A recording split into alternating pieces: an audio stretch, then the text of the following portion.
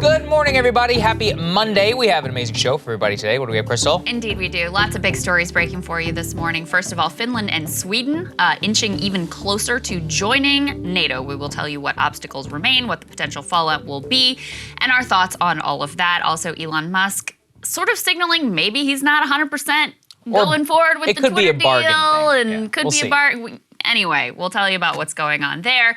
New polling reveals exactly how abortion may impact the midterm election. So far, I would say that our analysis has been vindicated, that it may help Democrats on the margins, but is probably not going to be the game changer that they would need to avoid some pretty devastating losses this fall. We also have a very interesting memo coming out from Netflix, basically telling employees, if you don't like all the content that we are publishing, you feel free to go get another job. Good. We have an analyst on, first time on the show, talking about the primaries that are unfolding tomorrow, some big ones in particular in the state of Pennsylvania, but also in North Carolina, so we will get to all of that. But we wanted to start with what is just a horrific tragedy and act of pure evil coming out of Buffalo, mass shooting over this weekend by a racist white supremacist. Let's go ahead and put this tear sheet up on the screen. Buffalo supermarket shooting, what do we know so far? So they say on Saturday afternoon, a white 18-year-old wearing military gear and live streaming with a helmet camera opened fire Saturday afternoon at Tops Friendly Market. It's one of the only supermarkets in this neighborhood. It's a supermarket in a predominantly black neighborhood of Buffalo, New York. Ultimately, 10 people were murdered by this man. 3 more were wounded. 11 of those individuals were black. 2 were white. The gunman live streamed the shooting to a small audience on Twitch for several minutes before the platform cut off his feed. According to police, the gunman began shooting in the parking lot, then moved inside the store. A heroic security guard, Aaron Salter, fired multiple shots trying to protect the innocent shoppers who were there. None of them, unfortunately, penetrated the gunman's armor. He also ultimately killed Salter and then stalked through the aisles shooting shoppers. He apparently published a manifesto online that is purportedly attributed to him, where he takes credit for this mass violence. It is, I actually read a good bit of it, at least the ideological parts of it. And first of all, it's kind of exactly what you would expect, a bunch of completely racist claptrap talking about the so-called Great Replacement theory, that whites are being genocided by people who are quote-unquote replacers coming in from the outside. He lumps in black people as one of these replacers. Lots of pseudo, fake race science about how black people are inferior and they're not intelligent and they're criminals. Bunch of racist, anti-Semitic conspiracy theories. And ultimately, it turns out a lot of this was actually plagiarized, Sagar, from the Christchurch, New Zealand shooter that, massacred Muslims in 2019. So dude couldn't even write his own racist manifesto. Horrific, accounts from eyewitnesses there on the scene. Let's take a listen to a little bit of that. I could hear where the gunshots were, how close they were coming, and it wasn't all the way to me yet. I don't know what made me get up. I just kept saying, you gotta get up, you gotta get up. I literally jumped up, everything fell off. I had keys on my elbow. They literally came off my wrist, hit the freezers. My shoes were off, and I just kept running. At this point, where is your daughter? She's in the front. Still in the front? Still in the front, crouched at register 6, because I never looked behind me until I got all the way to the back. I turned around, she wasn't there. And I said, where's my baby? Has anyone seen my baby? Where is she? I didn't know where she was. And then I just thought, if she's gone, I gotta get out of here. She's got babies. She's a newborn. And she has a 3-year-old, so I still had to get out. If I went back for her and she was gone, I would be gone too. And they would have nobody. So I still ran. And ran out the back. I mean, there are a few things more heinous than innocent, powerless people being targeted just for who they are. And I cannot begin to imagine the horror that was experienced by the people who were there in that supermarket and are now grieving the loss of loved ones and community members, fathers, daughters, sons. It is truly horrible. Yeah, no, I mean, there's no other way to describe it as act of pure evil. I think you put it really well. And so now the real question is like, who is this gentleman? I'm not going to say his name. I also, unfortunately, had to read the idiotic manifesto, which, I read the Christchurch person. Turns out it was the same one in many of these respects. Look, if you spent any time on the dregs of the internet, none of this is all that surprising to you. And this is just one of your classic, like, absolute losers within society trying to blame everybody else for their problems. And the question arises, though, and I think at a very serious level, is we have heard a lot about domestic terrorism here in the United States. It's been supposedly a major priority of the Biden administration, of law enforcement, over the last 2 years. Well, why did we not catch this person? And let's put this up there on the screen. Well, as it almost always comes out with these things, it turns out that the alleged gunman had threatened a shooting at his high school as shortly as last year. And he was actually sent for a mental health evaluation that lasted a day and a half. Now, I think that we are going to learn quite a bit more about all of this, Crystal, because what they said is that he had not only threatened this mass shooting, but that the police say the suspect had made threats to carry out this shooting as early as June, so less than 1 year ago, while he was in high school near the time of his graduation. He was even taken into custody by state police and obviously sent to the hospital for evaluation. So then the question arises, how exactly did this person legally acquire a firearm if that is in fact the case? If it was illegally acquired, there's not a lot you can do about that, but it has very commonly been the case that many of these people with past mental health problems, which should immediately be flagged, from the FBI, especially in the commission of a crime, or in this particular case, being so serious as to be taken into custody. Well, what's happening here? And sadly, you and I went through the record. This is an all too common occurrence with people who are either mass shooters or domestic terrorists. So we put together a mashup of just how many of these cases there appear to be. Let's start. Let's go ahead and put this up there on the screen. What do we see? Sun Sentinel. How the FBI botched tips about the Parkland shooter. A lot of people remember that one.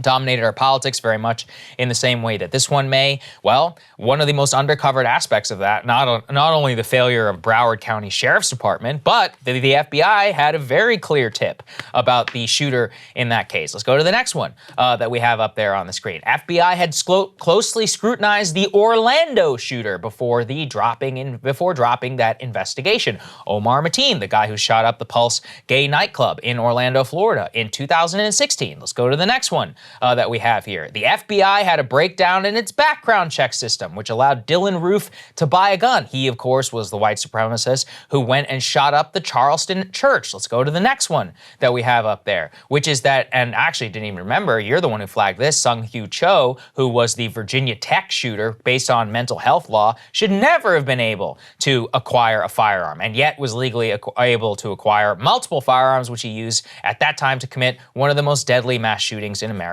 history. Let's go to the next one, which we have up there. I actually covered this significantly at the time. I don't know if you guys remember this, but an evangelical church in Texas was absolutely massacred by an absolute nut job. Well, it turned out that the Air Force, he had actually been put into prison for domestic violence, and that a breakdown in reporting mechanisms for the FBI background check system having been known to law enforcement, he also should have been barred from legally owning a gun. And finally, what we have here is that the FBI knew earlier of the Boston bombing suspects. By the way, this is not an exhaustive list. There are several others that we could have put there on that one. I had forgotten the details. Yeah. Russia actually warned us. Oh, yeah. They were like, these Tsarnaev guys are problems. Because they had traveled to Chechnya. Mm-hmm. They said they're sort of in league with militants here. So Russia had actually warned us about them. Anyway, I forgot the details of that. But yeah, I mean, you look down this list and the people who are supposed to be keeping us safe,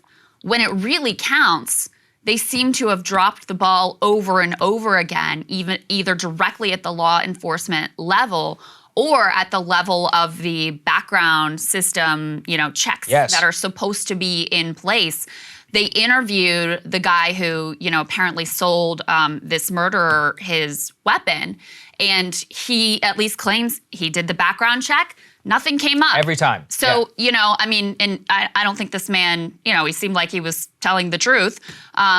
And so, yeah, he had no reason not to sell this murderer a weapon that he ultimately used to massacre 10 people and injure 3 more.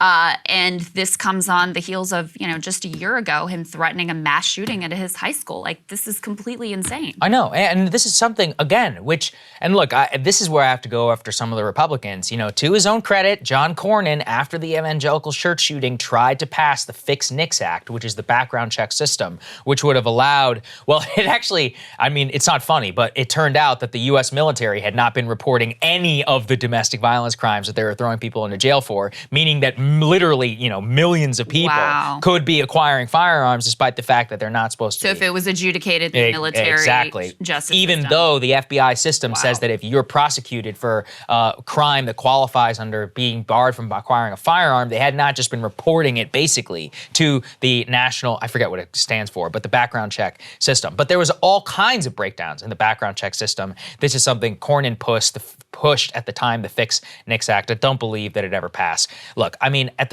its very basic level, you know, I'm a proponent of firearms. What I look at it is that most of the people who are in the gun community are going to say that very clearly here, you know, everybody starts calling for gun control. You can have your thoughts on that if you would like. At a basic level, I think we should be able to agree that the existing laws on the books for the background check system should be enforced. And to me, it seems like, once again, a major breakdown in the investigative chain. And it's like you just said. So what exactly do these people do all day? I mean, I'm not going to say that you're going to have a perfect system because we have to balance civil liberties and all of that. Course, but yeah, this was not even the case where you had some, you know, quasi-entrapment scheme and then it all fell apart or he was a known informant. It's like he threatened a school shooting, got taken into state police custody, had a mental health evaluation. Who's the person who cleared this person for a mental health evaluation? Why was there no follow-up whenever it came to this? He recently became an adult. Was there any sort of flag system here happening? How exactly does this person legally acquire these firearms, which appears to be, and the guy who ran it, you know, we have no reason to disbelieve him that he ran the background. I mean, he would be, any gun store person will tell you, like, if you sell somebody a gun and you did not, and they use it to murder somebody and you didn't go through the checks, like, you yourself are going to have some serious problems. So we don't have any reason to deny that. I think it just goes to show once again that there are massive holes in the existing system that there already are. And I don't think there's a lot of discussion about that, unfortunately. And instead, you know, they've spent a lot of time in things like during the whole war on terror era, sort of concocting and inventing plots to entrap Muslim men. We, of course, covered here and we can put this up on the screen, the Gretchen Whitmer kidnapping plot that lots of FBI resources were expended to effectively, like, create this plot and then ultimately disrupt it.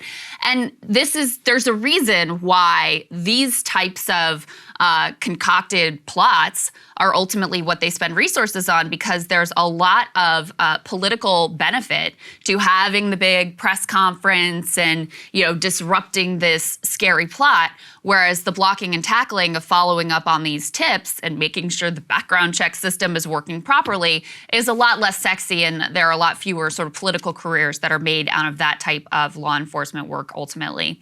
You know, I do want to say, because there's a lot of conversation about the manifesto and what the inspiration for this guy was and how it fits into a broader sort of right-wing media and political ecosystem. And, you know, we both did look through this manifesto because I think it is important to understand what is the twisted, ugly, hateful thinking of someone like this that leads them to this place. There's no indication that he was mentally ill. There's every indication that he was just radicalized by a hateful and vicious ideology. What he claims in this purported manifesto is that during COVID, he was bored. He spent a lot of time on Reddit, spent a lot of time on 4chan, ends up immersed in this, you know, complete garbage around, you know, this racial ideology, white supremacist ideology, and becomes convinced that there's this, you know, cabal of global Jews who are trying to replace the white race and that it's a white genocide and all of this. So standard issue, great replacement theory nonsense, which has been used and cited not only by him, but Tree of Life Synagogue, down in El Paso, Christchurch that as well. shooter, and as we mentioned before, the Christchurch shooter.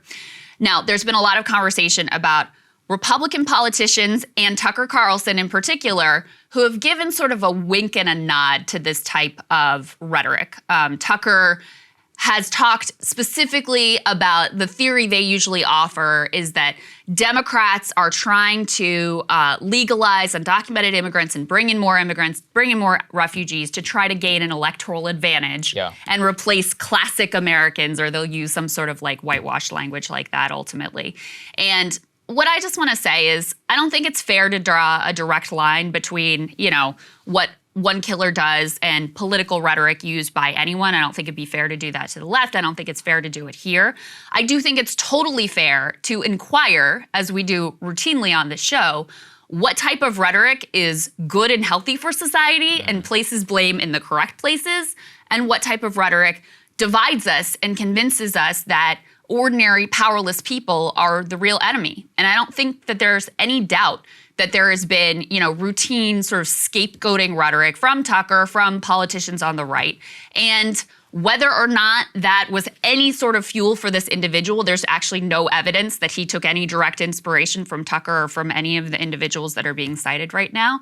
But I think it's totally fair game to ask the question about what type of rhetoric is ultimately good for society, what are accurate reflections of what's actually going on in society. And I think that those questions can lead you to a deeper conversation about the roots of hatred and extremist violent ideology in America than just the cheap and easy answers, which would be, we need more internet censorship, let's take down one particular cable news host. And that's not to say, because media does have an impact on society, and the rhetoric actually, really is significant, really does matter. But it's too simple to just, these trends are ultimately a reflection of sort of like deeper rot and deeper problems in American society. So politicians and media figures who cynically out of their own ambition, like give a wink and a nod to that rhetoric, they're more a reflection of these undercurrents that are going on than they are some sort of leader or pioneer. They see what is fueling clicks, what's creating rage, what's creating emotion, and they feed off of it.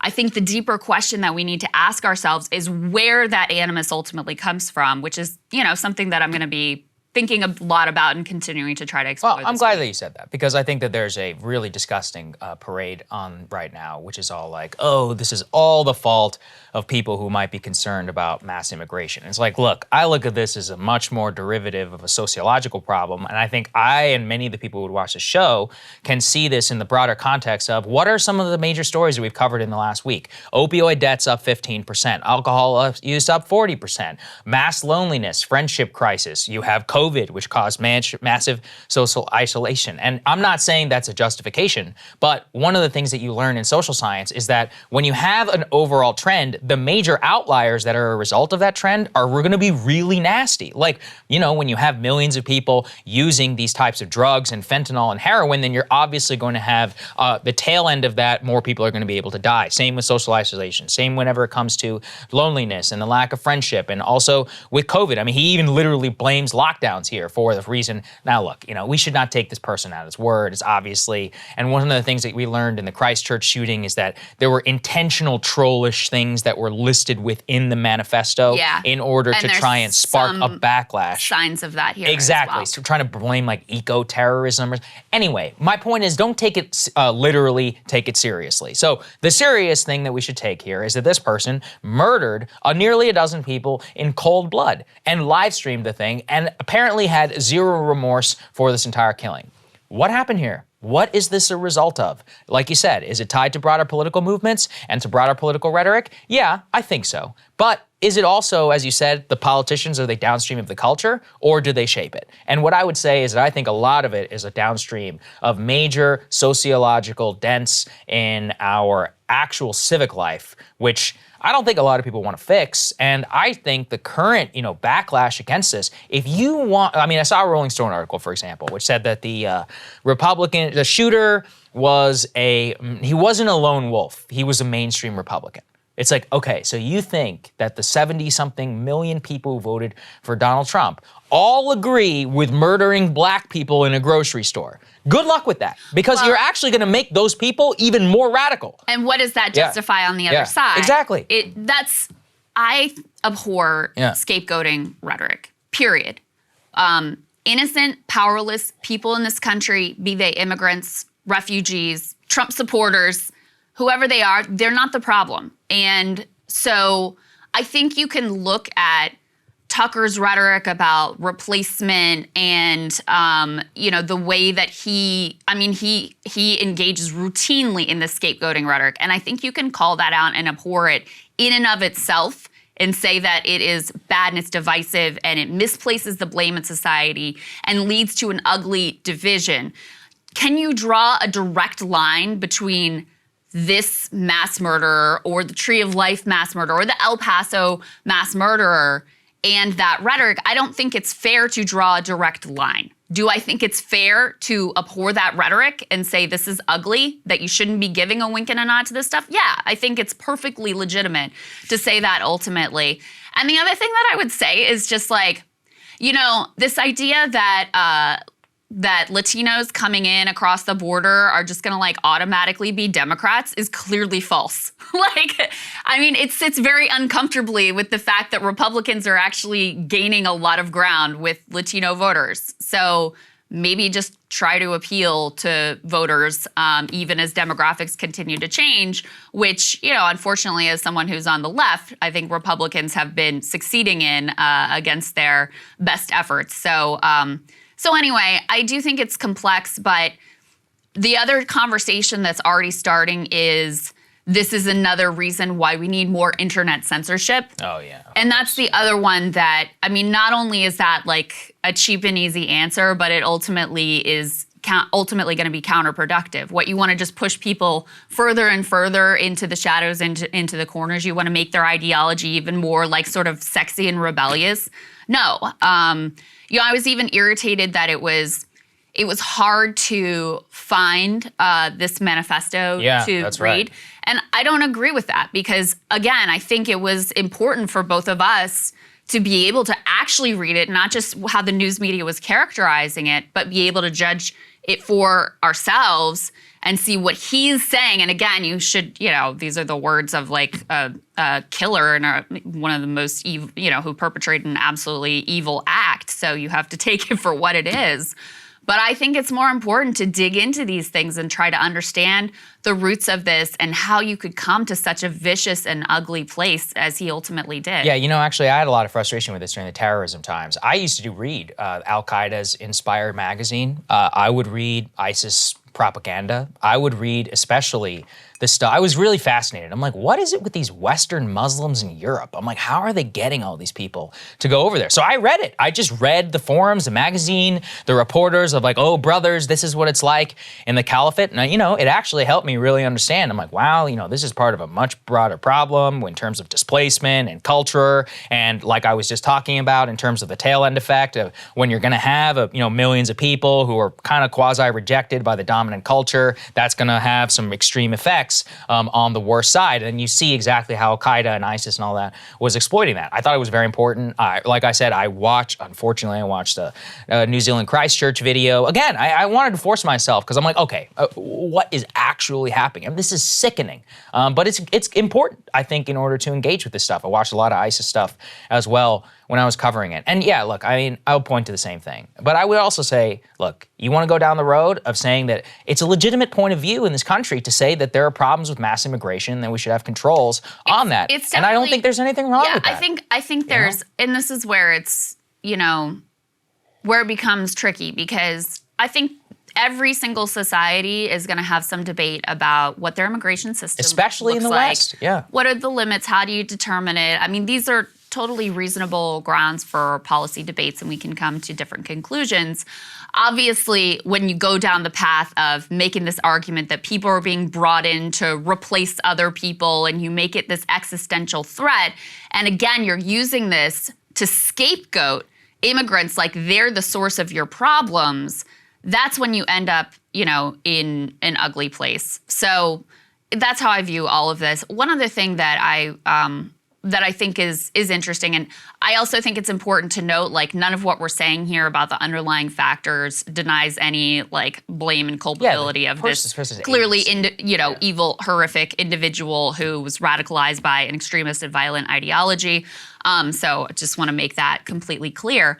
But, some of the roots of the modern white power movement actually come out of the failures of the Vietnam War. And in fact, if you look throughout history, it's at the end of wars that you have a spike in violent white supremacist movements. Because ultimately, I mean, you think about in a war, soldiers are taught to basically dehumanize their enemy. So if you've already sort of dehumanized one group of people and then you come out of Vietnam, and on the right there was a narrative about like the government failed us. If we had just been allowed to do our thing and hadn't had all these rules on terms of engagement, we could have won. And, also the feeling that soldiers were spat upon and that their service wasn't honored when they came back. And you have a bunch of, armed young men, trained young men who have now lost all of their purpose and meaning. That can create fertile conditions for this type of militant extremist movement. And so, in fact, you saw coming out of the Vietnam War this new resurgence in white power movements, also, of course, in reaction to like the cultural changes of the 1960s and all of that ultimately. So, it's just when you think about these issues, there's a lot more going on than just what cable news hosts are saying or whether internet is censored or not. There's a reason why America is such a violent society ultimately. And I do think part of it is, violence is normalized through our endless wars that we repeatedly engage in as one particular factor, not to mention the loss of meaning as we've shipped jobs overseas and we've made it very difficult for people to be able to have that family unit that is, such a core source of like meaning and purpose for a lot of human beings here and around the world. So it's a complex conversation. Absolutely. I guess that's just what I'll say. So this is very important.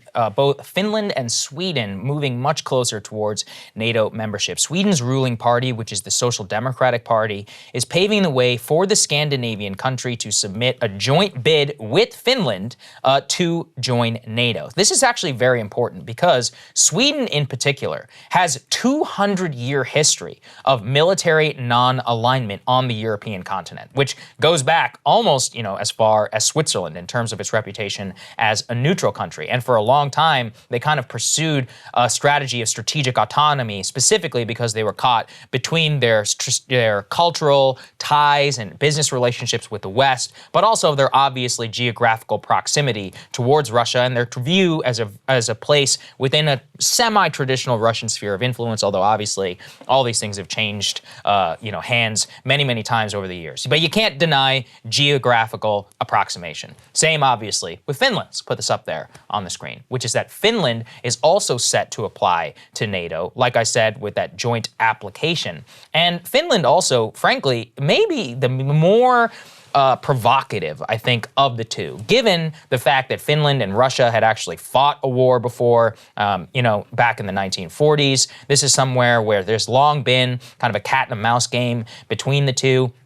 People remember, the 1939 Winter War between Russia and Finland. And in Finland in particular, we saw this in the polling data. Most of their population did not want to join NATO before the Russian invasion of Ukraine. Right. They were like, listen, we don't want any of this. We see the Russians. They're crazy. We don't necessarily want to see any sort of thing like this. I think strategic autonomy and our massive welfare state, that's good with us. Well, what's really happened here is that, and this again, this is exactly what I predicted the day of the Russian invasion. I was like, what Putin has done is he has united Western Europe in a way it has not been united since the threat of the Cold War. And he somehow pushed neutral populations like Finland and Sweden who did not want to join NATO. They're like, all right, we got to get into NATO here. Yeah. So I think that, in terms of a strategic backlash against Russia, which the entire purpose that they say that they were expanding into or going and invading Ukraine was, oh, well, we have had NATO push up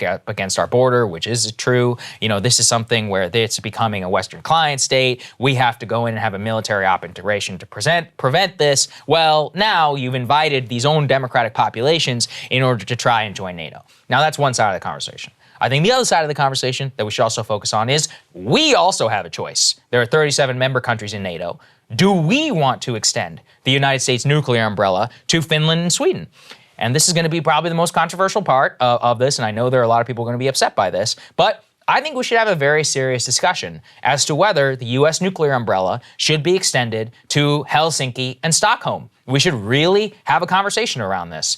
Does it mean that we should be willing to go to the brink and possibly past the brink of nuclear war in order to protect these far-flung borders, which are not even in Western Europe, but all the way to the edge and bordering along Russia? We already have that in the case of the Baltic states, in the case of Poland. Obviously, in 2008, we invited Georgia and Ukraine in order to join NATO. That didn't end up materializing, but that was a key moment within this. And now with the expeditious nature that this is moving, this is a conversation that we need to have in real time that we did not have in the 1990s and the 2000s when we extended NATO membership to the Baltic states, despite the fact that there were a lot of voices at the time who warned against doing so. And just to show you how bipartisan this is, go ahead and put this up there on the screen, which is that Republican leader Mitch McConnell just visited Kiev, and he met with Zelensky, where he told him that he had the support for Finland and Sweden to join NATO. Now, why does that matter?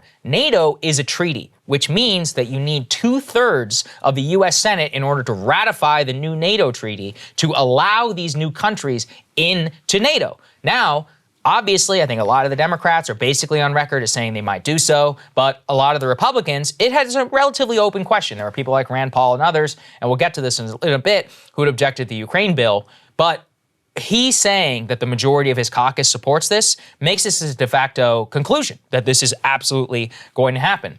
However, there's also a geopolitical part to this, which is also kind of interesting, and there's a lot of reasons as to why this might be happening. Let's put this up there on the screen. People forget, Turkey is in NATO. It's under a dictatorship by Recep Erdogan. And Erdogan actually, despite previously telling the Finns and the Swedes that he was kind of okay with them joining, he's now gone ahead and said that he may be against Finland and Sweden joining NATO. He did not say specifically that he would issue an actual objection, because he would probably be the only country in order to deny doing so. But, this is also a country which is in NATO, which has done military trade with Russia. I think they have like an S-300 missile system that they bought from the Russians, and they have their own crazy relationship with the Russians given what's happening in Syria. His objections against Sweden and Finland classically have to do with the Kurds and the PKK. So it's, for domestic political reasons, he might be trying to force a chit from those two countries in order to allow them in, but also just shows you that if there is any opposition to this, it ain't happening here in America. I think that's a tragedy. We supply the vast majority of the arms within NATO. Recently, Europe, just so people know, only appropriated the EU 500 million euros to go to Ukraine. How much did we just approve? 40 billion. So that's 80 times what the Europeans are sending over to Ukraine. You might want to ask that question. I mean, we don't live in Europe. Last time I checked, it's a much bigger of a threat to their security than it is to us. I don't really know why we're footing the bill for the entire security of the continent. So I think this just masks look, I have complete sympathy for the Finns and the Swedes. If I were them, I would want to do the same thing. Mm-hmm. But we got to look out for what's good for us. And I don't think this is necessarily the best decision. Yeah, I mean, listen, this would roughly double the land border that Russia shares with NATO, because Finland shares an 830-mile border with Russia. This is an extraordinarily significant decision in terms of overall geopolitics and in terms of the United States specifically. And it is being presented by the media as a fait accompli. Like you have no say, like it's a done deal, and also it's being done very casually, like this is no big thing. When, listen, ultimately, as we've said a million times, Russia and Putin specifically, yes, not the Russian people, but Putin and his Kremlin cronies specifically are responsible for the unjustified invasion of Ukraine. It is wrong, it is bad. It was also completely predictable by our decision to expand NATO. Another thing that happened with almost no public debate. And this is why we have to push back on this anti-populist, pro-elitist way of doing governance, where they just present to you something like this as it's a done deal and don't worry your pretty little head about it. And we know what's going on here and we know what we're going to do. And, you know, Mitch McConnell and Chuck Schumer are both on board, so let's go ahead. Are you ready to extend Article 5 protection to 2 more nations? Are you? And the fact that it's not, that question isn't even raised so that people can be informed by the news media is extremely, extremely disturbing. And it's a pattern, not just with NATO expansion, which we can now see has been incredibly consequential in terms of no matter what you think global security, right? But I mean, you see it with regard to Fed policy. You see it with regard to almost everything where it's just trust the experts. We got this. Don't dig into the details. We're going to present it as a done deal, as if there's no even room or space for public debate on the matter. And I think that is completely insane. Yeah, you know, I never thought I'd be this guy, but I have been increasingly appreciative of the vision of the founders and what the things that they saw at that time was that we do not want to get entangled in a lot of these foreign alliances, that if we are to do so, given the destabilizing nature of American interference and quasi-alliances with the West and how that really shaped their worldview, it's actually crazy how little has changed, which is that the reason why they put that 2/3 majority in the Senate is they said this has to be ratified by a supermajority, 2/3 of the people's representatives inside the United States Senate, which should advise and consent. And we should also remember this. We have a long period in our history of rejecting international agreements, which our presidents and which the ruling elite at the time thought were great ideas, like the League of Nations and Lodge's 14 points. True. There were real Woodrow Wilson, people forget this, went on a stump tour of this entire country on the back of a railroad, on the caboose, stopping in town to town, preaching why we need the League of Nations. And then Henry Cabot Lodge and the Republicans went after it, and they had a huge debate. I mean, something we would barely recognize over an actual policy matter. And I am calling for the same thing on this one, because being just sleptwalk into alliances of which you and I and our children may have to all one day pay the price for is not something that we should do so half-heartedly. Well, because the elites, it won't be their kids who are fighting and dying these wars. That's definitely true. I mean, that's what you have to keep in mind is, are you willing, or are you ready to send your sons and daughters over to fight and die in these potential wars for, you know, Finland and Sweden? I mean, that's the core of the question. Well, let me give the opposite. And so I had a big argument with Marshall over this. I'll give you his. I think somebody should give somebody should give the pro view, which is that it is likely inevitable that any war where Russia invaded Finland or Sweden is going to draw the United States in. And I think that's probably accurate, given the current state, especially what happened in Ukraine, and especially if our NATO partners like the UK and France and all of them were to get involved. And I kind of do think they would probably go to war if that were to happen, that the United States would then be dragged into this war, regardless, because of the current alliance system. So we might as well extend the deterrent factor to Article 5, to Stockholm, and to Helsinki. Not a terrible argument. I'll tell you why I disagree with it, which is that I would rather us get pulled in, kicking and screaming into a war for Helsinki and Stockholm than to have no choice over them. I want every single senator and congressman to vote. I want to send American troops to fight and die for the capital of Helsinki and Stockholm. And if they vote, so be it. I'll even sign up. I guarantee you that. If we go to war over those things and the people's representatives thing, I would be happily in order to stand in that, because that's something that I believe in. That being said, this is not that vote.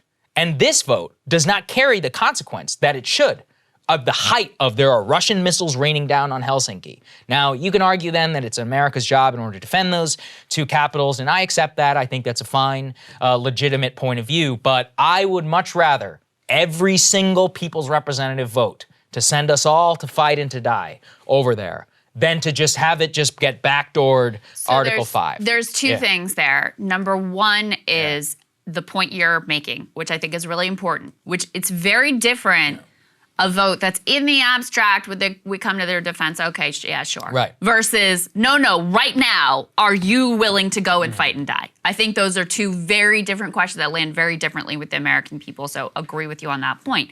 I would also question the idea that it really serves as a deterrent versus as an irritant and an escalating factor. Because, I mean, the expansion of NATO thus far has not served as a deterrent to Russian aggression. Yeah. In fact, it has exacerbated made that aggression predictable and much more likely. Again, not taking agency away from Russia and the bad things that Putin is doing. So I would dispute the idea that this would really serve as an effective deterrent versus being yet another escalatory step. And in fact, you know, what the Russian foreign minister has said is that they would have to take some sort of retaliatory action. And that it would be a grave mistake. And that it would be a grave mistake. And I think that we should take their words very seriously and consider what those consequences are as well. Just because they're a military joke right now in Ukraine does not mean that they have an immense amount of force in order to bring to bear. And of course, they remain a nuclear armed power. I mean, look, I don't know how many times I have to say it. They have been beaten or they have been looked beaten and downtrodden and all of this many, many, many, many times in their history. And they always come back in order to remind us that Russia really should not be underestimated. So look, I think, you know, maybe we'll try to give you more of the all side of the debate. We're going to have somebody on tomorrow to talk about this in a bigger, grand strategic context, because I do think that no matter what, even if you do support it, these Finns and the Swedes, if you join, you better pay up, because I don't want to see those people, they have the biggest welfare state on the planet, which is fine, but why should we subsidize it? By supplying you all these arms and military equipment and we're backstopping the entire security of the European continent by 80 times more than they are. And they are rich countries. They have their own GDPs and national societies. So no matter what happens here, these people better be willing to pay, because it is not fair to our taxpayers, to our citizens, in order to backstop so much of their country. This is an important story, an interesting one in terms of the culture and how this is all working out. Let's put this up there on the screen. Netflix basically issued a memo to its entire staff where, in a very polite way, they say... It's not actually that polite. It's basically, if you disagree with what we are putting out, you can leave. So here's what they say. As employees, we support the principle that Netflix offers a diversity of stories, even if we find some titles counter to our own personal values. Depending on your role, you may need to work on titles you perceive to be harmful. If you find it hard to support our content breadth, Netflix may not be the best place for you. And that went out to all of its staff.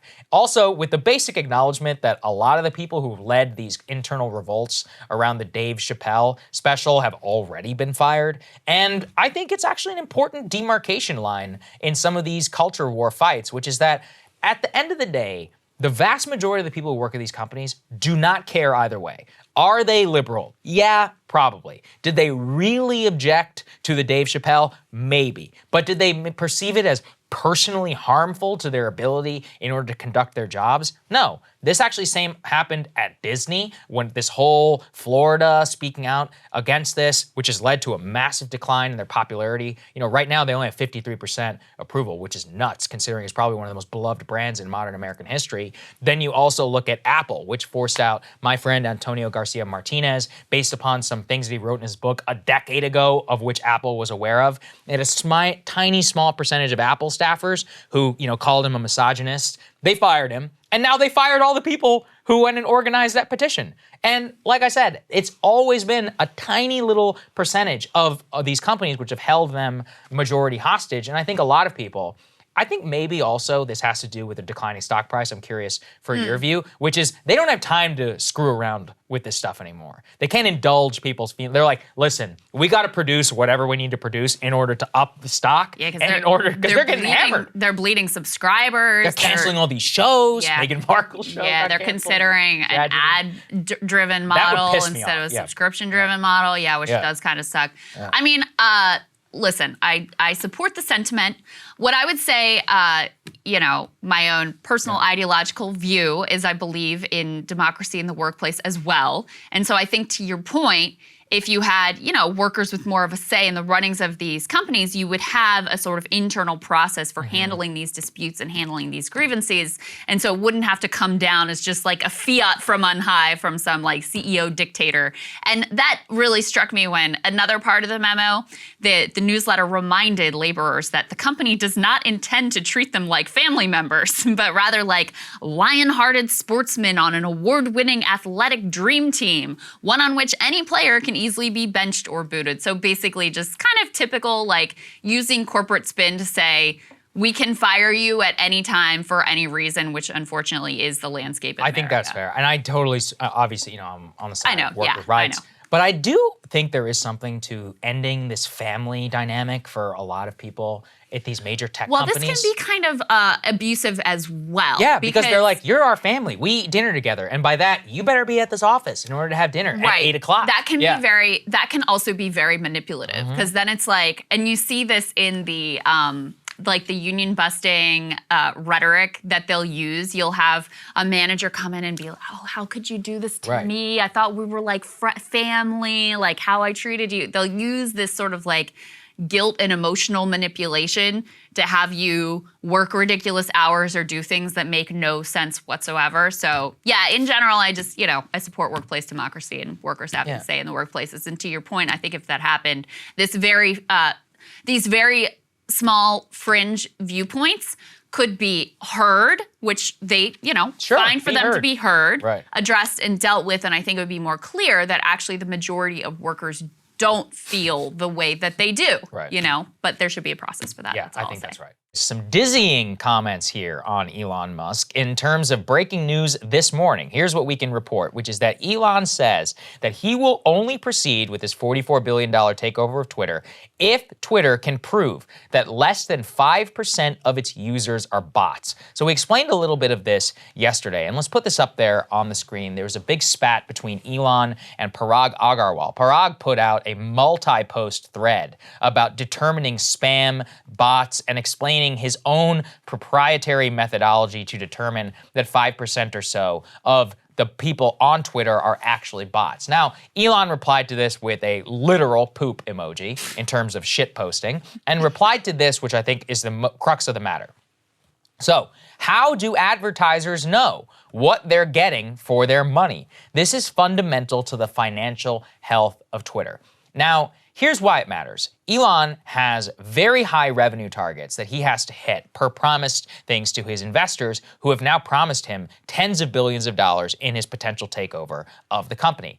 And now we're in the closing due diligence phase where they're going through the books, and Elon is like, okay, let's see if there actually is 5% or whatever of the users that are bots. Now, you can also couple with that with the fact that Tesla stock is down some 20% in the last month, I believe. That Tesla stock is the predominance of Elon's wealth and also what he was borrowing against whenever it came to the money that he was going to use in order to finance this entire deal. Also, all of his other investors are also venture capitalists and rich people who also rely on a complex, margin lending system in order to access a lot of this capital. Now, here's the other thing. Elon gave an interview yesterday to the All In podcast. Let's put this up there on the screen. Now, here's what he was talking about. He says, the more questions I ask, the more my concerns grow. Could it be done at a lower price? Maybe. He continues, I was relying on public filings. So the reason that this matters is that he is saying and essentially accusing Twitter publicly of lying to him about the number of bots that are on the platform. And lying to the and lying to the SEC, lying to investors, lying to the world, which, I believe that. I certainly believe that that's possible. All right, here's the thing about these fake statistics. Parag's thread was, creating this complex methodology and it just conveniently arrives around 5%. I'm like, listen, the way and how you define a bot, in terms of the posting schedule, et cetera, I'm sure can inflate it whichever way you want. Well, he also was trying to, because Elon had said, we're going to take 100 random accounts and we're going to test it to see if they're bots and you guys should do the same. Right. And so the other thing Parag was trying to do is say, you can't do it with just publicly available data. You got to have what we have on the back end because you may see an account that looks like it's like a first name and a string of numbers and it looks like and they've got weird tweets and it looks like a bot. But when we look on the back back end, there's good reason to believe that it's actually a real person. Right. So look, I have no idea. All right. The point is that is this about bots or is this about negotiation? Obviously, I'm willing to bet that there's a lot of this is about negotiation. Let's put this up there on the screen from my friend Alex Kantrowitz. He says the Musk negotiation playbook: make offer, agree to deal, wait for market softness, devalue the asset via public disparagement, pay half, and guess what? It's working. Twitter stock is significantly down in the process. And just looking at the transcript of the All In podcast, it's very interesting because Elon says, I'm still waiting for some sort of logical explanation for the number of fake or spam accounts on Twitter. Twitter is refusing to tell us. So this just seems like a strange thing. Jason Calacanis asked him specifically, they say, Elon, that life is a negotiation, so at a different price, it might be totally viable deal, correct?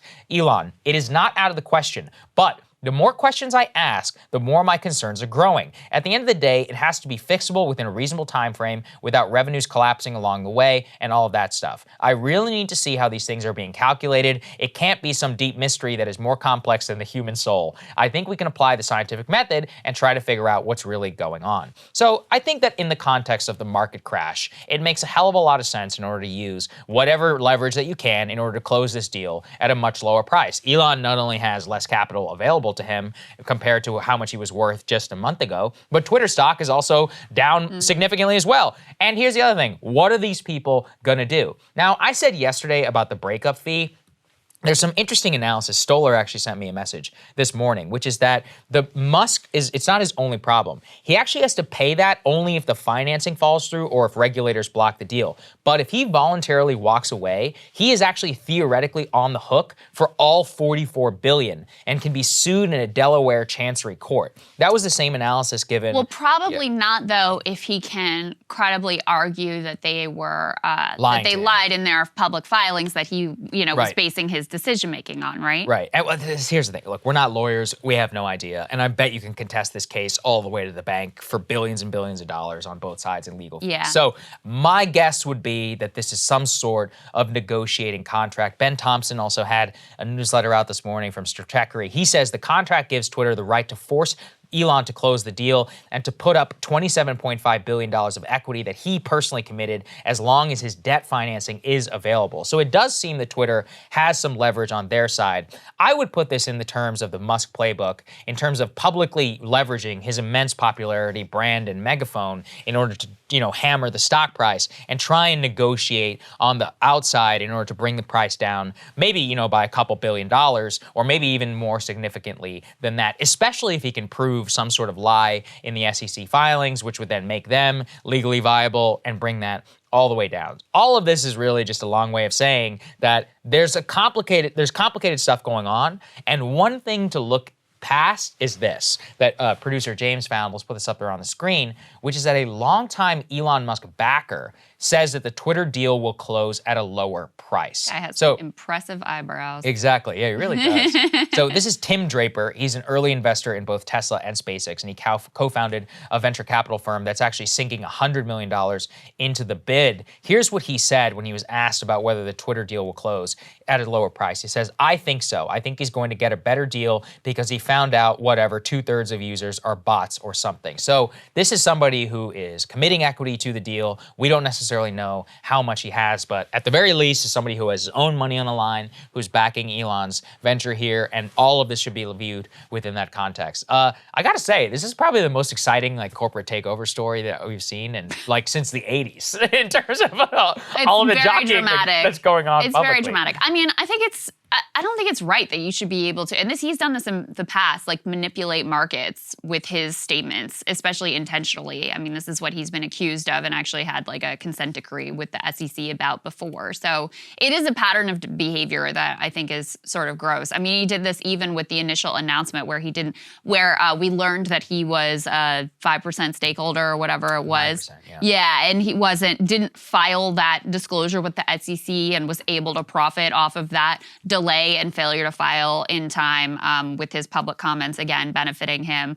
Listen, I have no idea what this dude's intent is. I definitely don't take him at his word. There's no way that the real problem here is the percent of bots on the platform. And you know this because he's not even planning on using advertising revenue as the primary source of revenue moving forward. His plan, which many analysts have said is not feasible and is unrealistic, is to get way more users on the platform and then charge a subscription fee for a certain percent of those users, which, you know, that piece of it to me is not a bad direction to go in whatsoever. I think it would be a lot better if our social media networks, especially the ones critical to free speech, were more dependent on treating you as the customer versus these, you know, advertisers and the sort of incentives that comes with just generating eyeballs for advertisers. So I don't mind that direction, but it just shows you that, you know, his business plan is not particularly dependent on whether he can jack up the price with advertisers or not.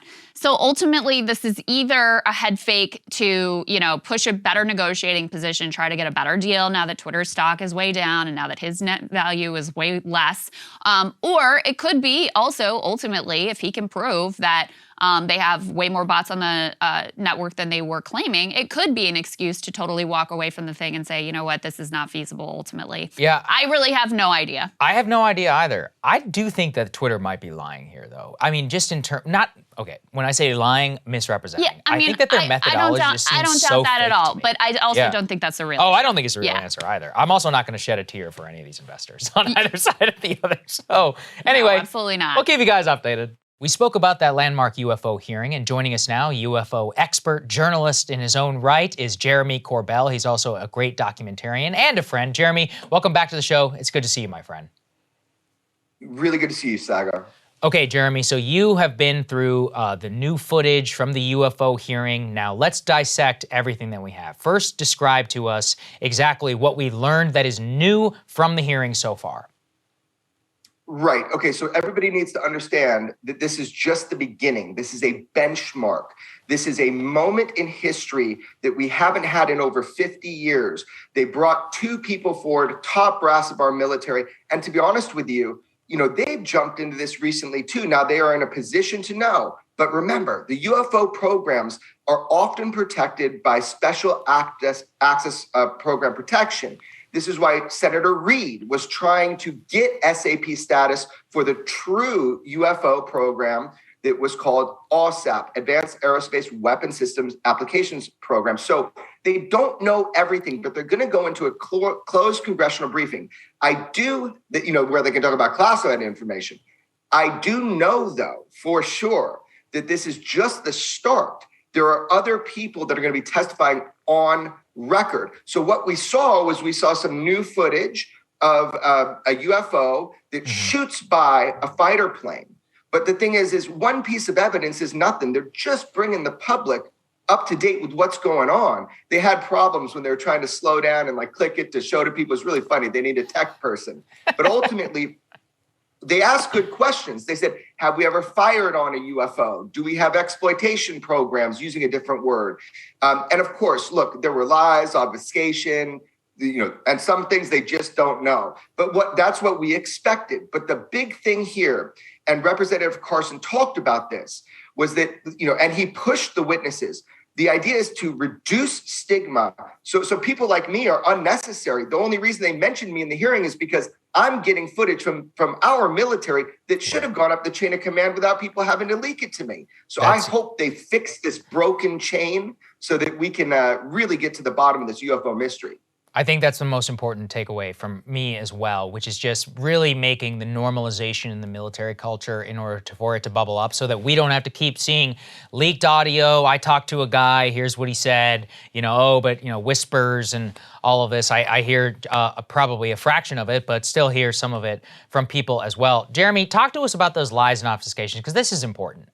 In terms of claims around past videos, what were some of the lies and the obfuscations that they told us? Right. So one of the things is they really focused on what looks like the green triangular by angle of observation footage that was shot off the coast of 2019 off of the USS Russell. And I obtained and released that. They were playing that the whole time. And it was really interesting because this was contained within their own classified documents. And I, inside of it, was able to get out as unclassified. And then the videos were I obtained and released the videos. Now, they were talking about how it looks like a triangle, and that's because of the camera and how it put together. They were inches away from saying the lie that it was like just an effect of optics. Mm-hmm. But what was really interesting, because he really danced around the words about it, was that he was saying that it looks and appears triangular, but what he didn't say is that in all of the classified briefings, because there are other optic systems rather than just being shot through the night vision, these were non-aerodynamic. They were indeed described in all classified briefings as pyramid in shape. So they were just dancing around a few issues, but that's okay. We're going to crack it open and make sure I have more to release. That's great. And you always hold their feet to the fire. Any other information just for the layman person out there? They're interested. You and I are really excited and all this, but somebody's out there. What are their main takeaways from this hearing, other than the fact that there will be more transparency, like with this video, or any confirmations around the report that maybe they could take away from this? Well, yeah, I think the biggest thing you can take away from this is that Congress is actually doing its job, and it is holding the intelligence communities and the individuals in position to either be aware or they should be aware. I mean, these are the people supposed to be studying this, of what programs do we have to exploit these technologies, to study it, to manage what they call signal management. What is our defense capability when something is in our restricted airspace? The takeaway is that now the public's voice has been heard and they are having their feet held to the fire. And this is a great first step. It is a first step, but it is a great first step. So what people can expect now is just a resounding response of enthusiasm from the public. And this is what's going to push this topic forward. There is so much to learn about the UFO phenomenon, the mystery of UFOs. We know maybe 1% of what UFOs represent to humanity, but we already got more information today than we had yesterday. And every day, human knowledge is increasing on this issue. And UFOs have been with us since the beginning of recorded human history that we are aware of. Yep. So it's an exciting time, man. I love this topic. And I love it too, man. You're the one who got me into it. So I really appreciate you joining us. I'm going to keep listening to you. We'll stay in contact in terms of some of the new information. And I do want to thank you on behalf of everybody in the community, because I don't think that any of this would be happening without your work. Thank you much for joining us, sir. Appreciate it very much. I want to thank you, and I want to thank UFO Twitter and everybody that really pushed for this. So I appreciate it, brother, and I'll talk to you soon. Shout out to all of them. Absolutely. Very excited to introduce our next guest. It's Jon Bernthal. He's the host of a new podcast. It's funny, Jon. Sometimes I find out that celebrities watch the show. Usually I'm like, yeah, whatever. But with you, I was like, holy shit. I'm like, that's Jon Bernthal. Anyway, I know you've got a new podcast out, The Real Ones. And I actually took a listen to your episode on Russia, which is part of the reason I actually wanted to talk to you. You actually have some interesting things to say. So welcome to the show, and tell us a little bit about your podcast.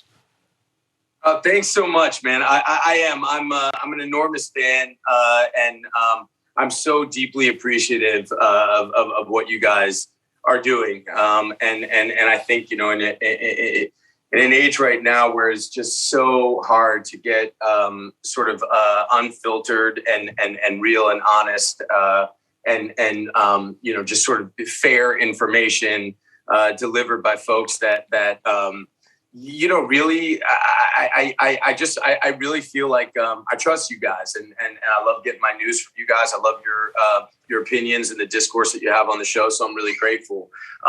Look, I think for my show, similarly, look, I have no place. I have no place sort of in exploring the key issues of the day. I wear makeup and say lines for a living, and I think the last thing we need, sort of what you alluded to, is another celebrity kind of spouting off and pontificating on the major issues of the day. Our job is really to tell stories. That being said, I've been so enormously frustrated with just the discourse in this country right now, and not just in the media, but kind of all over. And I think, unfortunately, so much of what we're listening, what we're watching, is sort of this agenda-based, flag waving, this bombast and this rhetoric, and people just sort of trying to get people to join their side. And for me, I can't really imagine anything less American. I think that to be patriotic and to be strong is really about compromise. It's really about being secure enough in your positions to open up yourself to people that think differently than you, people that were raised differently than you, people of different backgrounds from you, political backgrounds, racial backgrounds, sexual orientations. It's what makes this country really wonderful. And look, I've been enormously blessed in my life, where I grew up and how I grew up, and with what I do for a living, that I've gotten to learn from and meet all these wonderful folks that I've become enormously close with. So the folks that I have on my show are Special Forces soldiers, they're police officers, they're surgeons, they're teachers, they're coaches, they're firefighters, they're nurses. I really believe that when you focus on folks that really, walk the walk, don't just talk about it, there's a certain kind of empathy there. There's a certain understanding. I think they're too busy and have had too much time, really with boots on the grounds of these issues to join a side. And they understand that, we're all human beings and we all want what's best for our kids. And we all want our families to prosper and to make this world as good as possible. And I'm enormously grateful for the folks that come on my show, and I believe in them. And as much as I sort of want less of me out there, not more, this show really has nothing to do with me. It's about the great folks that I bring on. Well, it actually really comes through in your interviews. Like I said, I think most celebrity podcasts are terrible. But I was listening to this. I'm like, this guy actually asks good questions. He's letting his guests speak. He's making sure he's elevating somebody legitimately interesting. And I guess it's, it's fit. Like I'm saying, to be honest, I've always found like a deep fascination with some of the characters. You have a real rawness in some of the people that you play. We were speaking before we went on the air about We Own the City, which is David Simon's, I guess, kind of a sequel-ish to The Wire, in which you play a Baltimore police officer. I'm not going to give away too much, but can you maybe talk about, some of the themes that we have here on our show, on your show, in playing multifaceted characters, which are both villainous, but you're also doing something in a social commentary, which is very deep and outside of the way that most of the media and popular culture likes to talk about these things. Yeah, look, I think that's right. I think look, who better to kind of explore these issues that have really gripped the soul of the country right now? These issues of race and policing. Who better to do that than David Simon and George Pelecanos? They come to the work with a journalistic integrity. They're trying to tell the truth. There's no agenda. There's no flag waving. I knew with these guys there would be a certain level of access in the city of Baltimore because of what they've done before. It's hard, the way that I really like to work again is to kind of dive in and to get to know the real folks. That's sort of my sword, to try to tell the story as authentically and truthfully as I can. And I knew with David Simon, because of, for lack of a better word, their street cred with The Wire, when you're going into the Baltimore Police Department and you're saying, hey, we're trying to tell a story about sort of one of the most corrupt and vile episodes of your department, it's going to be hard to get them to kind of open up their hearts and minds and open up the doors to you. For that show, I did 3 months of ride-alongs every day in every district of the city. I went on drug raids with the Baltimore SWAT team. And I'm so grateful to those guys. And what I found by this approach of kind of digging into the wound of race and policing, trying to tell the story authentically and without an agenda, I found that they really appreciated it. And look, I think that there's no words for, how vile and reprehensible and how awful police brutality and police corruption and the effect that has on victims, whether it's Fourth Amendment violation victims, folks that have been wrongfully imprisoned, folks that have been beaten, folks that have been killed. There's no words for that. There's also another subset of victims that I never knew about, and I think gets very little focus, and that's the good and righteous and courageous people that take the Peacemaker's Code, the Peacemaker's Oath, and that go and police our cities. Good cops suffer at the hands of bad cops, and there's no other profession, I think, that the acts of the vile acts of the worst of them, Yep. really just, changes both the career paths and just the livelihoods and the way in which people police. And, it's part of the thing that I'm trying to do on my podcast as well is I think the only answer there is to weed out and to single out the ones that, are there for the wrong reasons and they're there for corruption or have horrible, horrible issues that manifest itself in violence on the street. But let's also celebrate the great police. And I think the answers to policing will lie in the people that have community-minded, great police that have been there forever. And, I'm really grateful that I got sort of a front row ticket to that. And I got to make some really good friends along the way.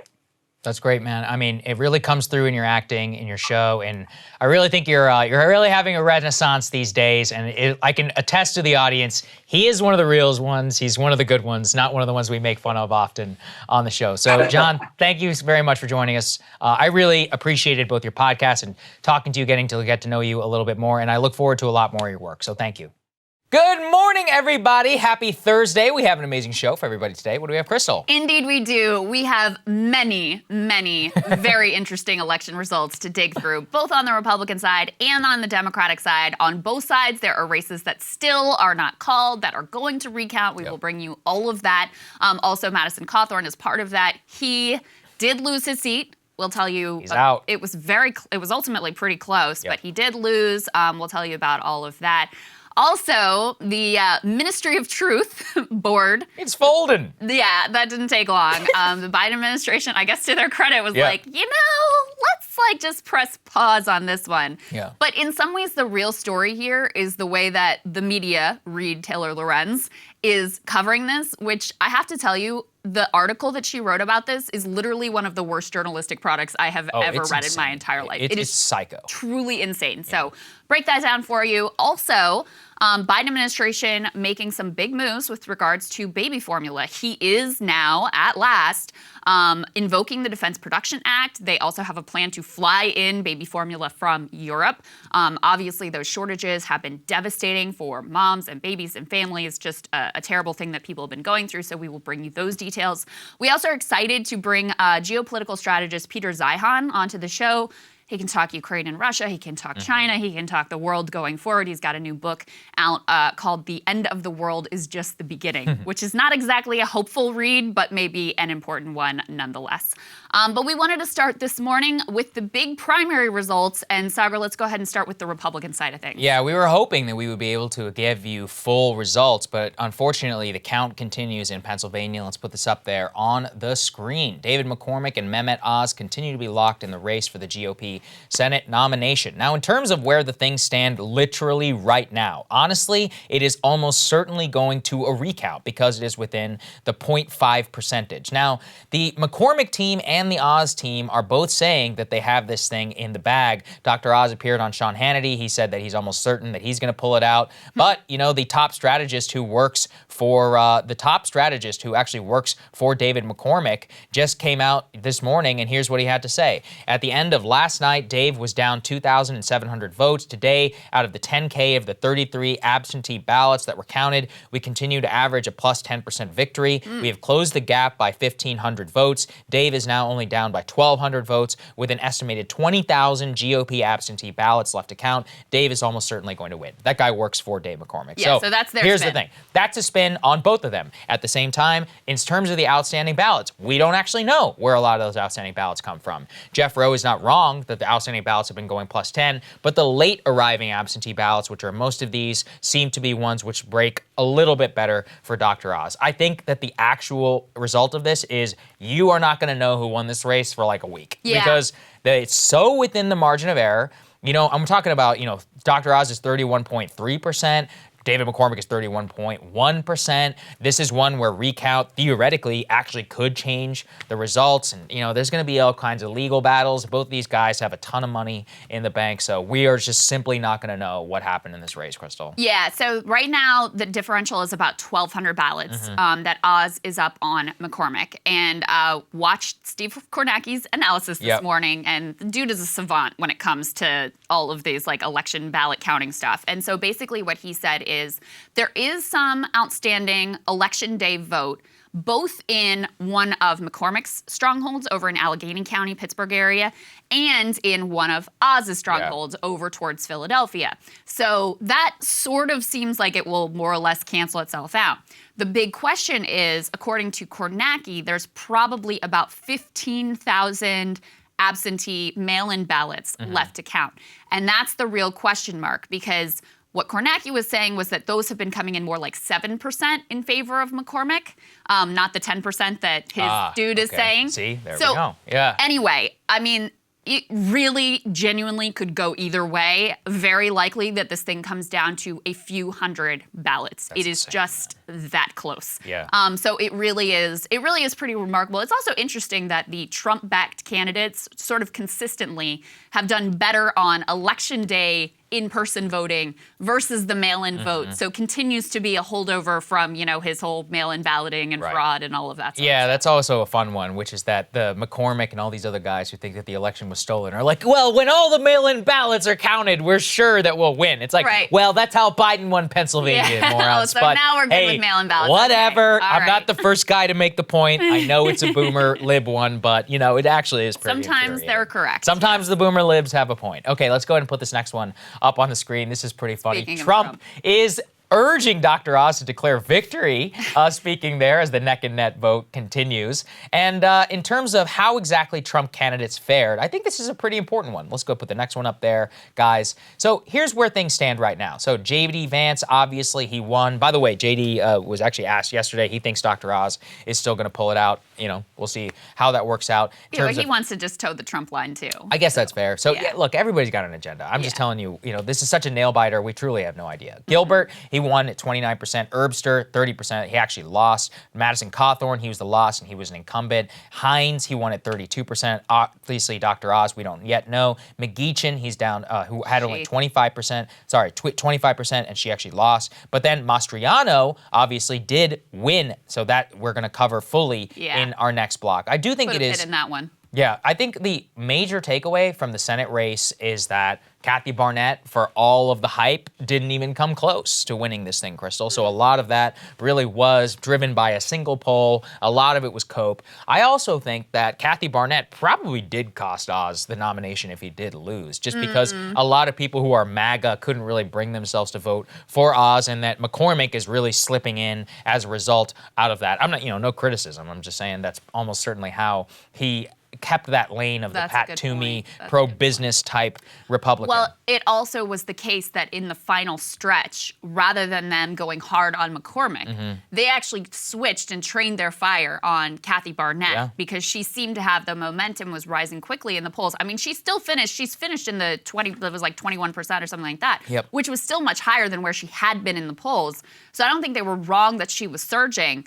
But yeah, by focusing and training their fire on her rather than staying focused on McCormick, they let him kind of sneak in here. And also you can see, I mean, he must have had a pretty effective organization to have banked all of these mail-in ballots early on before the final stretch of the campaign. So it is interesting. I mean, Sagar, we were talking a little bit about, by the way, I think the fact that Trump is saying, hey, Oz, you should go ahead and declare victory. And he said something like before they find the mail-in ballots and, make you lose or whatever. To me, that's almost maybe the best indicator we have that they actually do think McCormick may pull this thing out in the end. Who knows? Maybe he doesn't know anything more than we do, and he's just sort of getting ahead of this thing in case it goes south.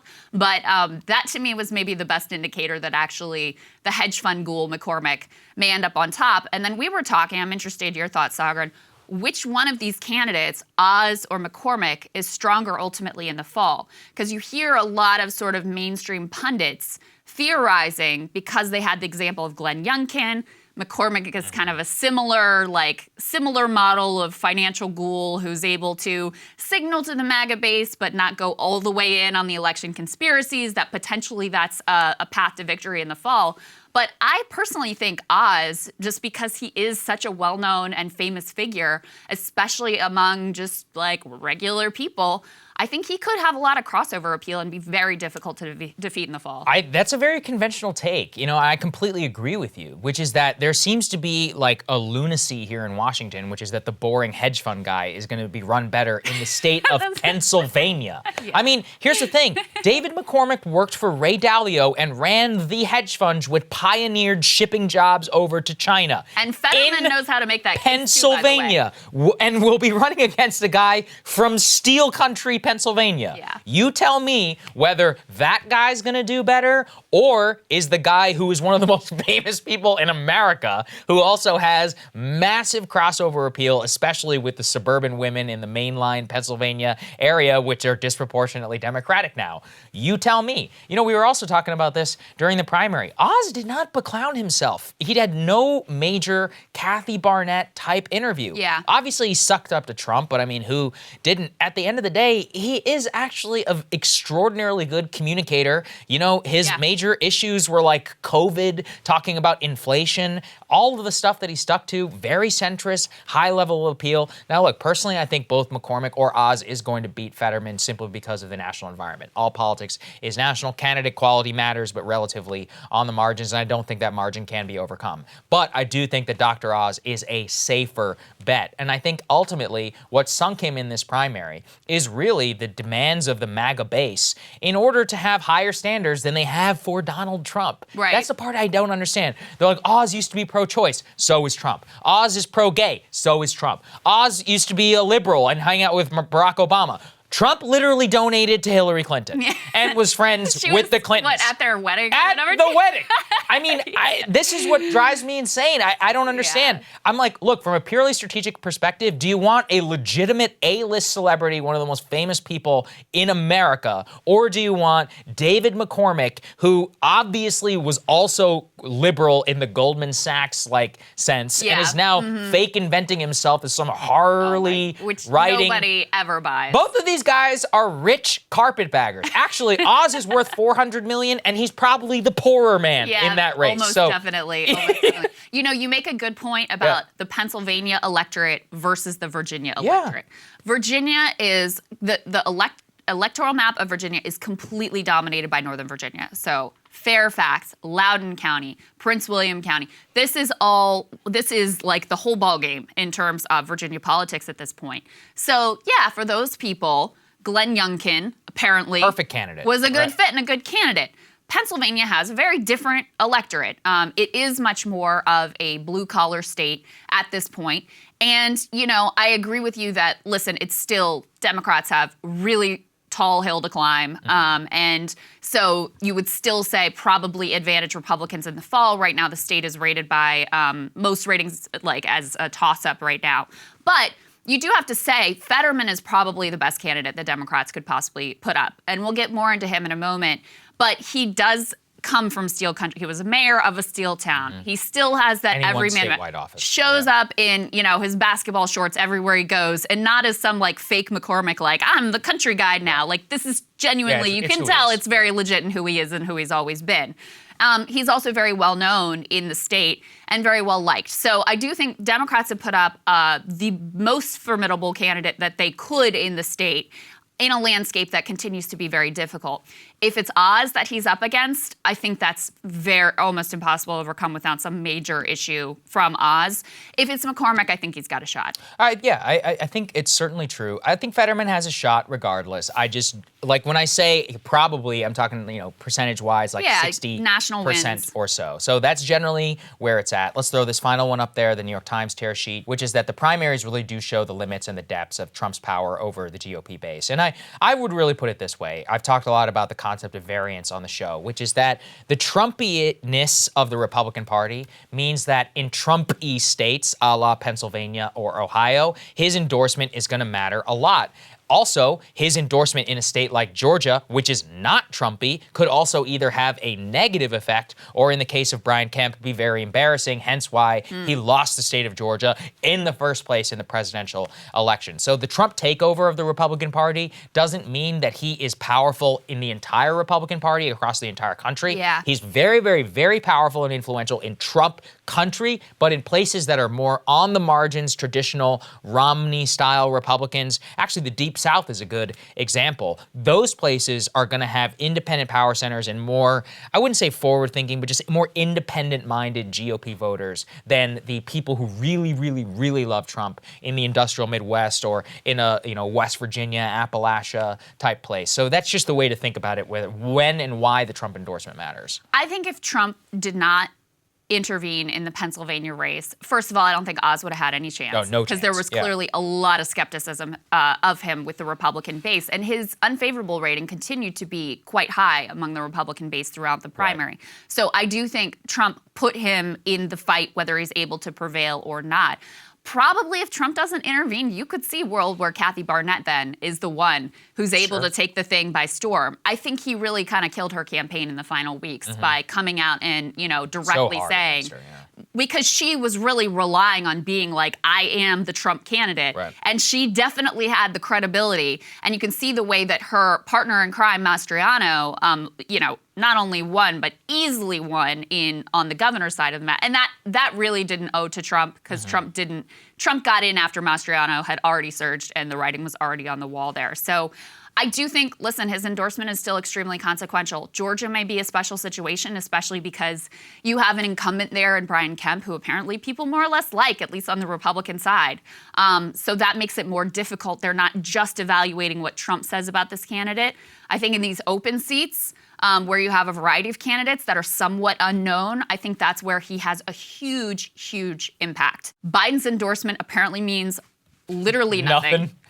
Literally nothing, and maybe like net negative.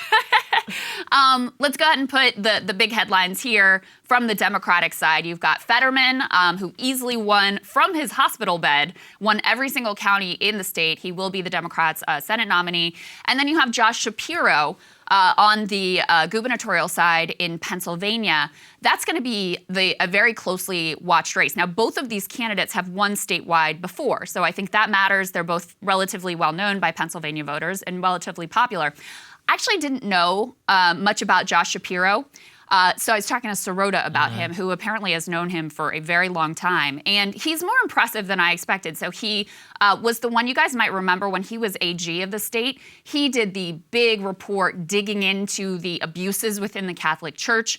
Very difficult and very brave thing to do at the time. It was a big deal. He went after people who were exploiting students and charging them unfair amounts, and he was able to get a settlement there. He's gone after corporate America. So anyway, he's actually less of just a generic Dem and has a little bit stronger of a footprint in the state and more of his own identity than I ultimately expected.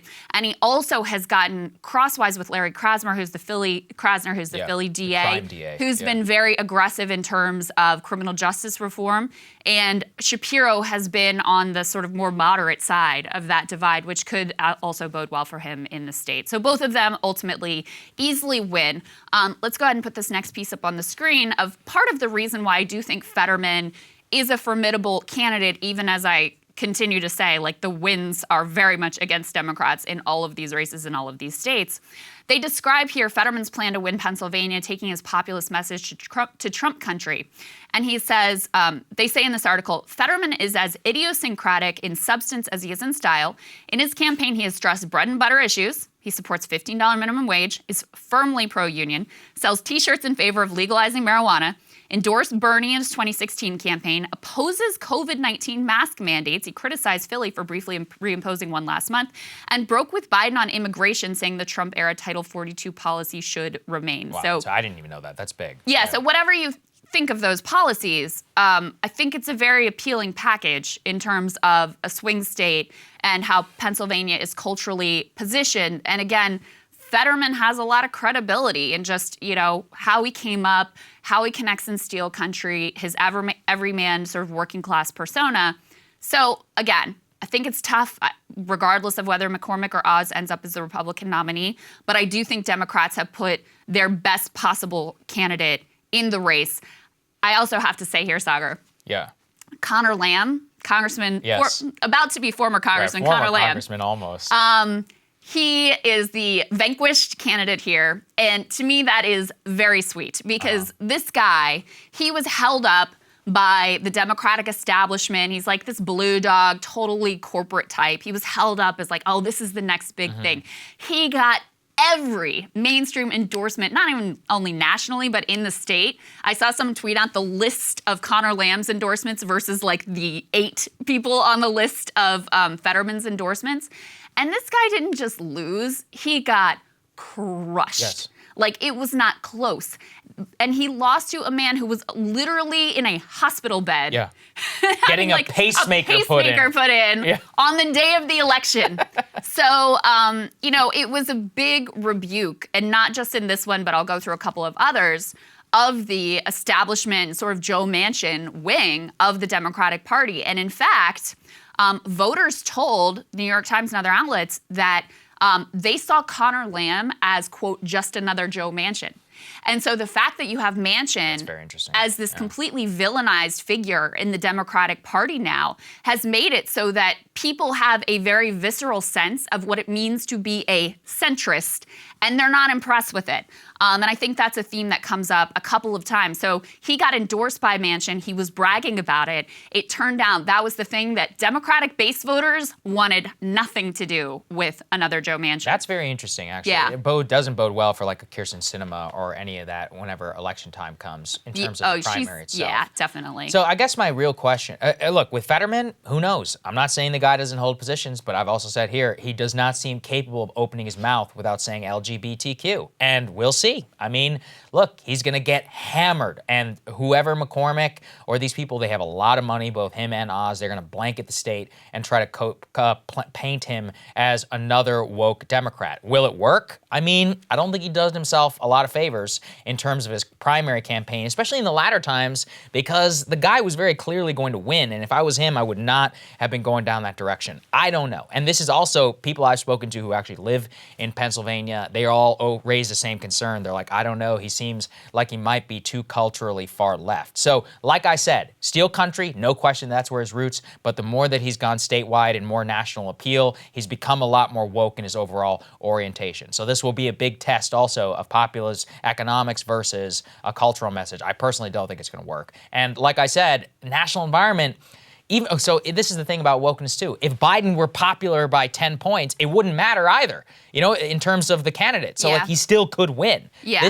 I just think it goes national, then culture, and then we'll see exactly how it goes. But Biden overall is just going to be such a massive sink on everybody. But there are other Democratic candidates I know that you wanted to point to about who are also defeating the Democratic establishment. Yeah, well, I mean, I'd have to see more specifically what you're referring to in his language. I mean, even when we interviewed him, all he says LGBT. It's like he said it like 3 times in a 10-minute interview. It's gay rights are popular, though. Okay, fine. And also, remember, too, that... Is that on the ballot in Pennsylvania? But remember, too, that, of course, these rights are always on the ballot. I mean, it's a national election. Of course you have an impact on those things. But let me also say, too, that I think the cultural grounds have shifted to where there are going to be a lot more questions about abortion rights, where Fetterman is going to be much more in step with the population than the Republican Party is at this point. And I think he's helped, too, by the fact that Republicans have nominated someone who is so fringe for the gubernatorial candidate. Definitely. So we'll see how it all ultimately shakes out. But there was another race that was very closely watched that pitted Summer Lee, who is a sort of lefty Bernie Sanders type state rep in the Pittsburgh area, against this union-busting lawyer, literally, on the other side, who's relatively unknown. And this is for an open congressional seat. And originally, Summer had been up by double digits, like 25 points, somewhere in that range. And so multiple of these anti-Palestine, pro-Israel groups came into the race, dropped $3 million. This was the most money that they spent in any race. And clearly shifted the dynamic and really closed the gap here. Ultimately, and the ironic thing here, too, is that it was like, so Summer supports conditioning aid to Israel, which I also support, by the way. But they didn't run ads on that. They ran ads saying that she was like not a real Democrat and that she was going to try to undermine Joe Biden and all of these sorts of things, which is exactly the playbook that they had run successfully against Nina Turner in the past. Of course, Nina had said that like half a bowl of shit comment, which didn't help her and help them to be able to make that case. So they spent millions on this race. And as of now, and this is one that's definitely going to a recount because the margin is so narrow, Summer managed to eke this thing out by a few hundred votes. Like, it is as close as it possibly could be. So she will be, you know, a new squad member. And I think she'll be very well known nationally, not just because she's going to be another addition to the squad. This is a blue district. It certainly will be the Democrat who, you know, ultimately wins in the fall, but also because she definitely has a presence and a charisma. And I wanted to give you guys a little bit of a sense of that because I think you'll be hearing more from her in the future. This is a little bit of her victory speech on the night of the election. And I also thought it was interesting how she really carried a largely populist message as well, talking about the multiracial working class and a lot of bread and butter issues. Let's take a listen to that. That we won here in Western Pennsylvania, that they would never be able to say that we can't win on a battle for poor working class people. That we can't say that we can't win on clean air and clean water. That we can't win on Medicare for everybody. That we can't win on a quality education for every single child. They can't say that black women can't win. Period. We showed them today, we showed them throughout this race that when we build coalitions, that when we cross all over the county, when we cross and build a multiracial, multi-generational movement of people of all religions and all genders and all races, all ages, that when we come together, we can't be stopped. That's right. I want to say thank you to each and every one of you, no matter why you voted, every single vote counted in this race. And we look at this race, we will say that every vote matters. That when we show up, that we're going to knock one more door because every vote matters in this race. Mattered in this race. Every single staffer mattered in this race. And I just have such a gratitude to you all. We got a lot of work to do. This was the beginning. So looks like she eked it out, like I said, going to a recount. But that was just one. You'll be hearing more from her, no doubt. That was just one of a string of pretty significant victories for the left, though. I mean, you got to count Fetterman in that, dispatching with Connor Lamb. Connor Lamb's seat now is open. And in the primary, Bernie Delegate also prevailed in his district. You also had, let's go ahead and put this next one up on the screen. Looks like, this isn't final yet because it's Oregon and it takes a long time for the mail-in ballots to come in, but it looks like Kurt Schrader, who was described as the Joe Manchin of the House, has lost to a progressive challenger, Jamie McLeod Skinner. This is a major upset. I mean, this is an incumbent Democrat who the establishment went all in for. Joe Biden endorses him, and it looks like he's getting waxed by Jamie McLeod Skinner, who, you know, ran with the grassroots backing and support. I also watched one of her ads, and I don't know much about the entirety of how she ran her campaign saga, but the ad that I watched went just eviscerated Schrader on his pharmatize. This is the dude, one of the key players in terms of killing the Medicare prescription drug pricing reforms, and she just hammered him for that in this ad. So again, a populist appeal that seems to have worked out in this primary. And it's so humiliating for Joe Biden that you wade into this race. He hasn't made many endorsements. You wade into this. You endorse this guy who, by the way, has stabbed you and your agenda in the back, and you still like have zero impact ultimately in the race. There's another interesting one. This one we should probably talk about more at another date because it's a whole layered conversation. But we had talked to Ryan Grimm before about this crypto billionaire who is throwing his weight around to the tune of millions in a lot of congressional primaries, especially in particular on the Democratic side. Let's go ahead and put this tear sheet up on the screen. Well, his candidate that he spent something like $13 million to back lost, and it wasn't even close to another progressive, more 41 to grassroots 19%. candidate. Brutal. I mean, it was brutal. Like, they spent $13 million to try to push forward this sort of like crypto-backed candidate. And this is also interesting. Not only did the crypto PAC come in for this dude, but the House Majority PAC put $1 million plus into this race, which is an open primary. Like, what are you doing? Why are you getting involved in this race at all? Meanwhile, they didn't back Schrader, who was an incumbent who probably had a better chance of winning. So the crypto billionaire also goes down to defeat. There were a couple of lefty challenger candidates in North Carolina who also had those millions from the pro-Israel PACs come in that did end up in defeat. But overall, I think when you look at this, it comes back to what I said earlier, which is that the Democratic base is really disgusted with Joe Manchin. And when you can tie a centrist or corporatist candidate to Manchin, it is a really devastating blow to their electoral chances. And this has got to be a real rebuke of the Biden administration and the way that they have failed to really deliver on their key promises across the board. Yeah, it's interesting. You know, that Oregon district in particular, the one of Court Schrader, that is actually a little bit of a conservative district. So it's going to be a good test case of, you know, progressive rhetoric on whether they can actually win in a GOP area. I know some people from the area and they think that Kurt was basically the only guy who could win that. But at the same time, you know, like you said, Crystal, the Democratic base is just not happy here with Joe Biden. So they're kind of in a real pickle where their own base is turning against them, but that they're not, look, they have to nominate candidates then who can also win, not only with the base, but with everybody else. So it really is, it's a tough situation for the Democratic establishment. You just hate to see it. Also, in the crypto community, where there are these things called top signals, as in like, that means we're officially at the top. I think Sam Bankman-Fried having serious losses is a very big top signal for people. It's like, all right, it's peaked. We all need to get out of this. All right. This is a very important story. So this is the DHS Secretary, or the DHS Ministry of Truth. Now, there are two sides to this story. Both the fact and the headline is it's shutting down. So that's good news for all of us. What's the official name? But the Misinformation Governance Board? Disinformation Governance Board, also known as the Ministry of Truth. Here's what's interesting, though. Here's how the Washington Post reported it. Let's put this up there on the screen.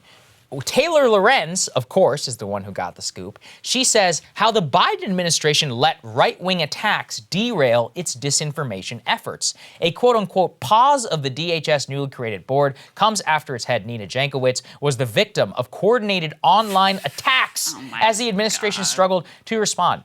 As you said at the top of our show, what the hell is going on at the Washington Post? The clear headline news of this is Biden administration, quote unquote, pausing, aka shutting down the Disinformation Governance Board as a result of public outcry. Just say that. You can even characterize it as a bad faith right-wing attack in your copy if you want to. Why is it No, in I don't support the that. Look, I'm saying by the Washington Post standards. Yeah. I'm not saying I support. I don't think it's accurate. My issue, but that's my issue, is it's just not even factually accurate. Yeah. Yes, there was a lot of right-wing criticism of her. There was also left-wing criticism of this thing. There was also civil libertarian and civil liberties groups that criticized this board. So to just say, oh, this is a right-wing smear, that's not even accurate. Yeah. Like, if you're just going by the facts and you're supposed to be reporting the news. Yeah, I mean, a lot of people had concerns over this. And, you know, I mean, at this day, you know, even saying free speech is apparently coded right-wing. But I'm saying even within their twisted framework, this is a terrible story. Yeah. So the background of all of this, obviously, Nina Jankowicz, she worked with the Wilson Board. I played that cringeworthy, that cringeworthy video of her, you know, singing Mary Poppins about disinformation and how it's quite atrocious. So bad. It's one of the worst, most cringeworthy videos I've ever seen. As I said, as a former theater kid, we need to see theater kids mugged by reality.